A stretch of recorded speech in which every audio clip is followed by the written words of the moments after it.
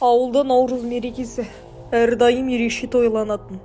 Көктемнің келуімен жергілікті халық қыстан аман шыққанына шүкіршілік етіп, бүкіл ауыл бір дастархан басына жиналатын. Бірақ кейбір қариялар 22 наурыз күні кешке ерекше сақ болу керек екенін айтатын. Себебі бұл түні ауылдың шетінде бір түрлі жағдайлар орын алатын еді. Ауылдың сыртында ескі құлаған үңгір бар. Аңыз бойынша бұл үңгірде бұрыннан бері бір жын өмір сүретін көрінеді. Көне көз қариялар бұл жерде ешқашан түнемей, тіпті күн бата берсе жақындамауға кеңес беретін. Бірақ бұл әңгімені жастар көп жағдайда ертегіге балап сенбейтін. Сол жылы 22 наурызда жастар өздері бәстесіп үңгірге барып түнемекші болды. 4 жігіт Нұрлан, Асқар, Ержан және Бекзат мерекелік думаннан кейін ауылдың шетіндегі үңгірге қарай бет алды. Олар бұл жерге келгенде айдың жарығында үңгірдің іші қары түнек боп тұрғанын көрді. Жел жоқ, бірақ үңгірдің аузынан әлсіз ырсыңдаған дыбыс естіліп тұрды. Қорқатын ештеңе жоқ, біз батырмыз ғой, деді Асқар күліп. Бәлкім кері қайтамыз деп ерді. Бірақ жігіттер оның сөзіне елемей ішке кірді.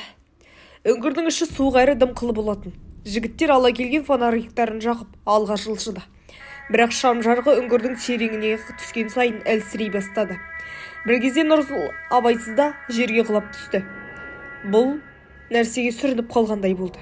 Бұл не? Деп Асқар фонарымен төмен қарай жарық түсірді. Жерде әлдебір адамның есті жыртылған киімі жатыр болатын. Оның жанында кішкентай шеңбір тәрізді тастар қойылған. Мүмкін бұл оның осы жерде өмір сүрген біреудің қалдықтары шығар, деді. Сол сәтте желдің ызғары соққысынан сезінгендей болды. Бірақ үңгірдің ішінде жел болмауы керек болатын. Кенет арғы жақтан әлсіз күбірлеген дыбыстар естілді.